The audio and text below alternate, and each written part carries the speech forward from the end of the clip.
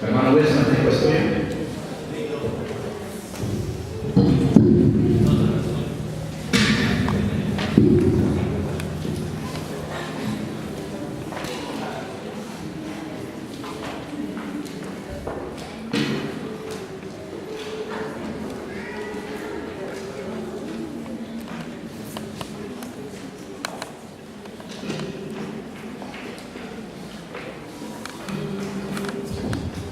Bien, que la gracia del Señor sea con cada uno de los hermanos, también de los jóvenes presentes.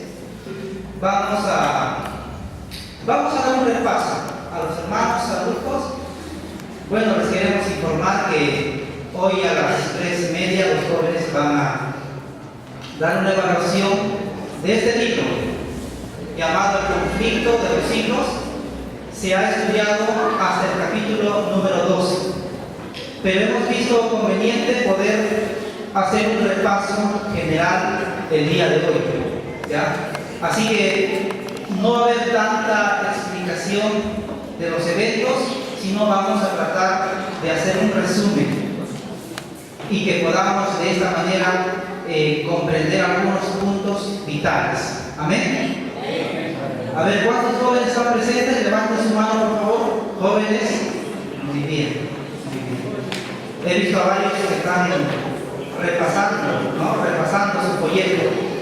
Y hoy vamos a hacer un repaso general de 10 a 10:50 y en la tarde de 2:30 a 3:30. Y después vamos a hacer la evaluación.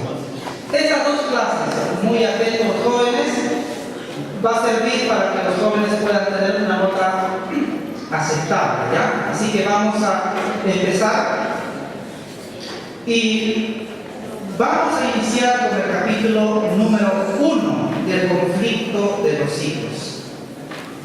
¿Cómo dice el título? El futuro del mundo predicho.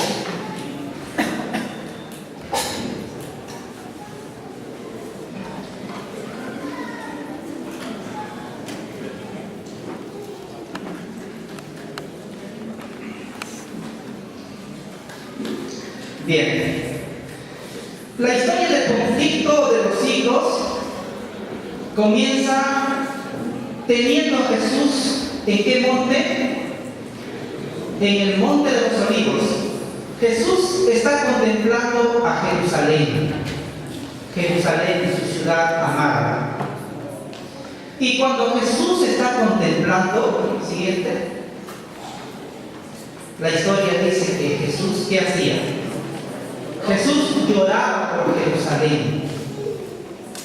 Y Jesús dice unas palabras muy recordadas. Jerusalén, Jerusalén, tú que matas a los profetas y apedreas a los que te son enviados. ¿Cuántas veces yo te quise juntar como la gallina junta sus polluelos, pero tú no quisiste? Y Jesús va a lanzar una profecía y va a decir que aquí vuestra casa será dejada desierta. Señala el futuro. Pero para entender el futuro nosotros tenemos que comprender por qué Jesús dijo esas palabras. Siguiente. Cuando Jesús estaba en el monte de los olivos, él ya había desarrollado un ministerio de 3 años. 3 años predicando, 3 años sanando, 3 años yendo de aldea en aldea. No se iba a los gentiles, trabajaba con su pueblo. Pero a los suyos vino y los suyos no le recibieron. Él no improvisó. Él no nació y dijo voy a evangelizar Jerusalén. Su llegada a Jerusalén ya estaba profetizado 500 años antes. Siguiente. Y para poder comprenderlo, nosotros recordamos que el templo donde Jesús estuvo, Jerusalén, ya era el segundo templo. 500 años antes se había levantado un hermoso templo llamado el templo de Jerusalén. Pero este primer templo iba a ser destruido. Iba a pasar 70 años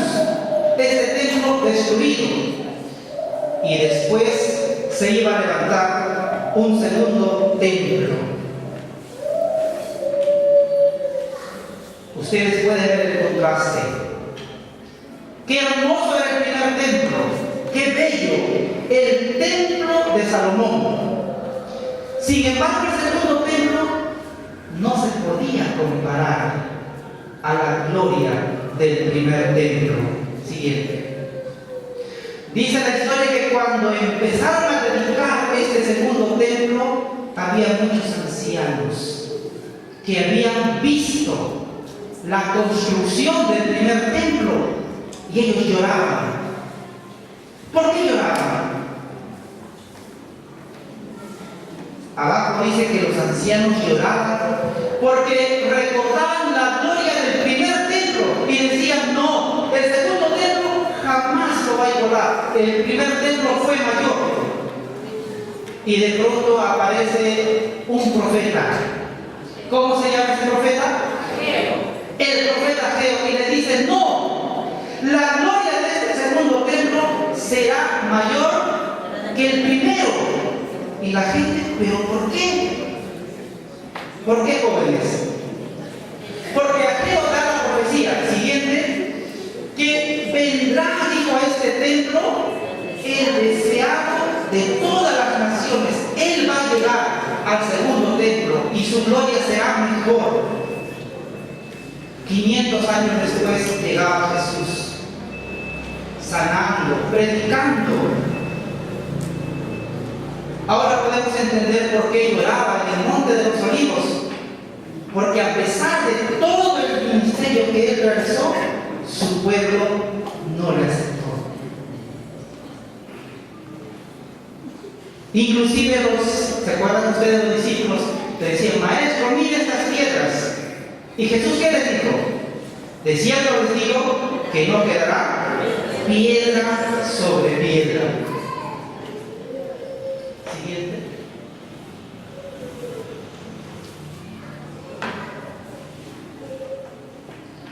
Regresamos después. Dos más.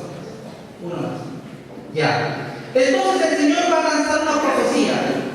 Va a hablar ya no de la construcción, ahora de la destrucción de Jerusalén. Usted en el capítulo 1 dice que el gran pecado del pueblo de Israel, ¿cuál fue? El rechazar a Jesús. ¿Y cuál será el pecado en el tiempo final? Rechazar, dice, la ley de Dios. Dios no castiga en vano. Dios no actúa en vano. Entonces el Señor va a lanzar una profecía y va a decir que Jerusalén va a ser destruida. Pero cuando Jesús dio esta profecía, esos momentos, Jerusalén se podía considerar como una de las 7 maravillas de sus tiempos. 40 años los gobernadores se habían preocupado en embellecerla.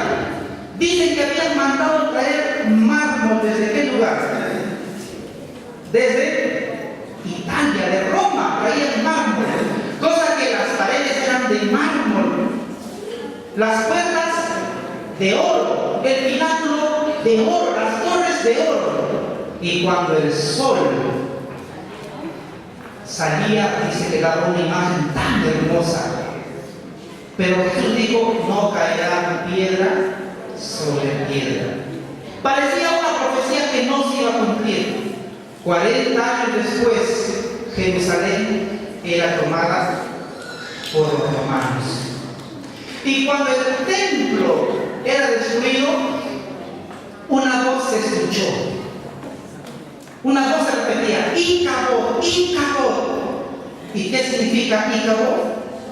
La gloria de Dios se alejó de este lugar, y hasta el día de hoy no hay profecía para un tercer templo como hoy se quiere hacer en Israel.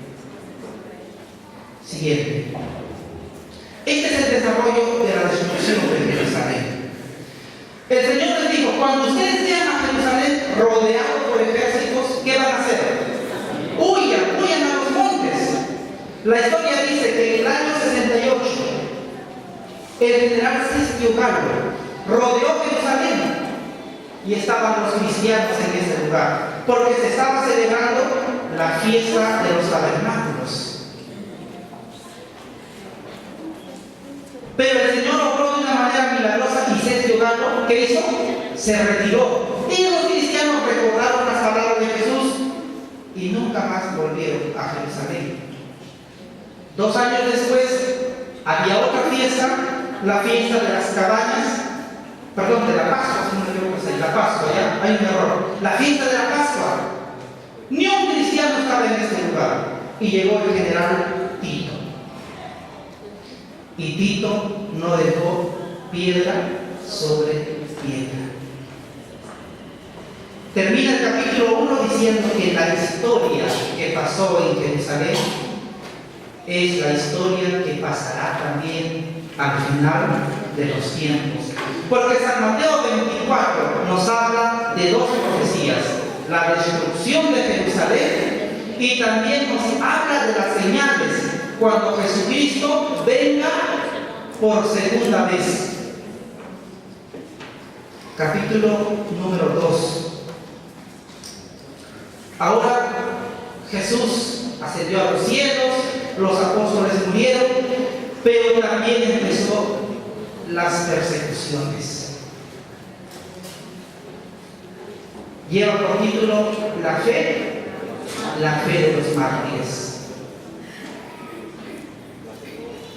La fe de los mártires. Siguiente. Las persecuciones van a arrancar en el año 64 con el emperador llamado Nerón, el que mató a su madre, mató a su esposa, el sanguinario Nerón. Incendió Roma porque quería construir una ciudad mejor llamada Nerópolis. Lo destruyó la Roma antigua y ahora aquí le llaman la culpa a los cristianos. Y la persecución dice conflicto de los siglos, que duró siglos, del año 64 hasta el año 313. A este tiempo nosotros llamamos las persecuciones de la Roma pagana. Las persecuciones de la Roma pagana. Siguiente. Pero ¿por qué perseguían a los cristianos? ¿Por qué los perseguían? Dicen que si había sequía, la culpa de quién era? De los cristianos. Había una peste, la culpa de quién era? De los cristianos. Porque han ofendido a nuestros dioses. Ellos son los culpables. ¿Qué más? Los decían que eran rebeldes contra el imperio. Es menester obedecer ¿a quién? A Dios antes que al emperador. Rebelde. ¿Qué más? Eran considerados enemigos de la religión de Roma y eran considerados azotes de la sociedad. ¿De qué manera ellos eran atormentados? Siguiente.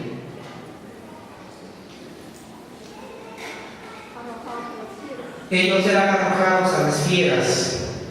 ¿Qué más? Muchos eran quemados vivos, aparte eran crucificados. Los cubrían, dice, con pieles de animales y eran arrojados para ser comidos por perros, por tigres, por leones. Eran llevados a los coliseos romanos. Siguiente. En estos tiempos se habla mucho de las historias de las catacumbas, ¿no? Los túneles subterráneos que estaban debajo de Roma. Allí los cristianos se escondían. Y estas catacumbas tenían 2 funciones. Número 1, dice que brindaba refugio en tiempo de las persecuciones. Y en segundo lugar, dice que también servía como sepulcro para sus muertos. Recogían sus cadáveres y los enterraban en ese lugar.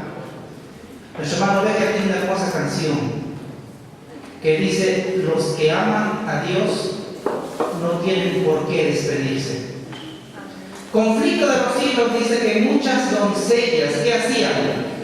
Se vestían con sus mejores ropas. ¿Para qué? Para ser enterradas vivas. Había padres que dejaban a sus hijos